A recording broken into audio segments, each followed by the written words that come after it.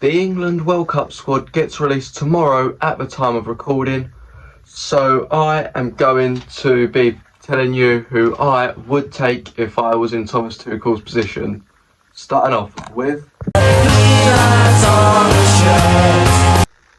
Now, for the goalkeepers, I feel this is very self-explanatory.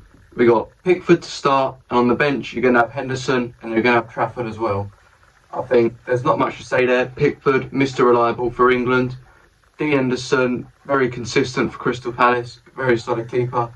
And James Trafford is really between him, Ramsdale or Pope. I feel Trafford is the best option. So there's my three goalies. Next we have... Now with defenders, this is where people are actually going to probably start to disagree with me. First I've got Reece James.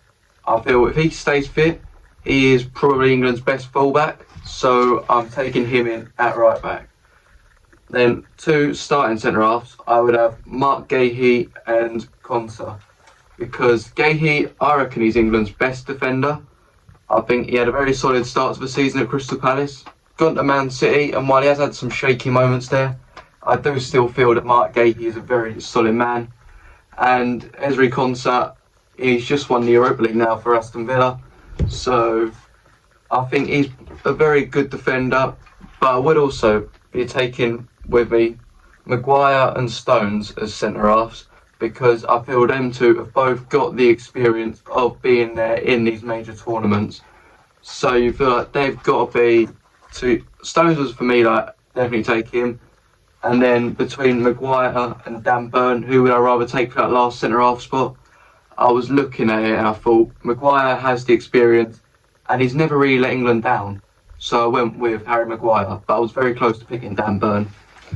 With my remaining defenders, I've gone with Lewis Hall, Tino Livramento, Nico O'Reilly and Trent Alexander-Arnold. With Alexander-Arnold, I think he has a lot that he can offer to England. While he hasn't shown it particularly much in the past, I do feel like with Trent, he just has that skill set that will probably come in reliable for England. If we need him, he will do the job. When it comes to Nico O'Reilly, I feel he's had a very good season and has just deserved the spot to go to the World Cup and play left back where he can play centre mid. Very versatile, I like to have him there. And then Tino Livramento and Lewis Hall, I feel either of them two could do a good job at left back. I get they're both Geordie Newcastles, or not from Newcastle, but they're playing there. So then, which of them two would I start? Maybe Livramento, but really I feel either of them two could do the job. Next we have first midfielder I've got down here, or first four, I feel everyone's going to put them in their squad, non-negotiable. Bellingham, Rice, Rodgers and Anderson. Do I have to say much more? Bellingham and Rodgers are both going to be, for me, competing as that starting attacking midfield spot, while I have Rice and Elliot Anderson as the two DMs behind them. Which, do I really have to say much more on these four? They definitely going to go for me. Then the other midfielders I've put down here, Adam Walton, super good for Crystal Palace. I like what he does. I think he's a very solid player. Then also Kobbie Mainoo had a resurgence under Michael Carrick. When Amorim was there, I wouldn't have taken him in my opinion, but he's come into Carrick, had his renaissance, and now he's the guy I would take to this World Cup. And finally, Eberechi Eze.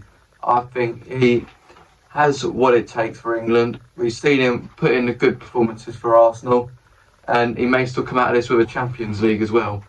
So they are the midfielders I would take. And finally, we're going to move on to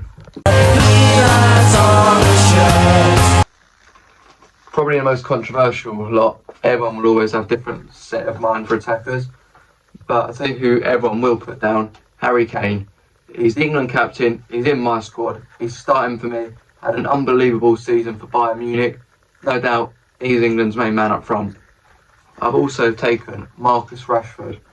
While his numbers for a Barcelona player haven't been great, when you look at the players he's competing with, and he's still getting good, relatively decent numbers, he's battling with Rafinha and Yamal for them spot on the wings. If he wants to play through the middle, he's got a battle with Lewandowski and Ferran Torres. That is a ridiculously good Barcelona attack, and Rashford is still getting solid appearances in there for Barcelona. I'm taking him. I'm also going to have Bukayo Saka. While he hasn't had a great season at all, especially not for his standards, I do still feel like if everyone is at their best, he's England's best winger. I do rate him very highly, Saka, on his day, even if this season hasn't been particularly great for him. I'm also taking Cole Palmer. I think he can obviously play as a 10, he can play out on the wing. I like to have him come off the bench, I think. We saw it in the final of the Euros last year, 24, against Spain. He comes off the bench and he gets that equaliser. So, I think Palmer, he's just got to be in this attack. Next, I'm taking Ollie Watkins. I feel like when you look at England's backup strikers, Harry Kane, who's the best options? You got Danny Welbeck, Ivan Toney, or Ollie Watkins. I feel Ollie Watkins, despite the fact he can be quite greedy at times, I do still feel he's probably England's best option. He got us a big goal against the Netherlands in the last Euros. Hopefully he can do something similar in this one. Then my final two spots, ever two wingers, one on the left, one on the right. The left winger, for me, it was between two Newcastle players, either Harvey Barnes or Anthony Gordon. I went with Anthony Gordon. I think he's probably the better player than Harvey Barnes. As much as I rate Barnes, I think he's super reliable off the bench for Newcastle. I feel like Gordon is just a better player, and therefore Anthony Gordon is the guy I would take. Then on the right wing, really it's between Noni Madueke or Jarrod Bowen. When you can look at Madueke's output in a very strong Arsenal team, compare Bowen's output in a very poor West Ham team. I know Bowen's not been at his best in the last few games, but I still feel like he is just very, very reliable. I think he will get the goals if he can get enough of the ball. Therefore, I'm taking Jarrod Bowen. There's my England squad, but a few honourable mentions I will throw out there. I've also already mentioned about Ramsdale and Nick Pope as the keeper. As well in defence, Dan Burn, but I would also give a shout out to Tyreek Mitchell of Palace, because I feel like whenever I watch him play, he's a solid player, Mitchell. So I wouldn't have entirely slept on him, but he didn't make my squad. As well in attack, Harvey Barnes, Noni Madueke, Ivan Toney, and Danny Welbeck as well. They've all got to be put down as the honourable mentions, but didn't make my squad. So there's my squad. Let me know your thoughts in the comments.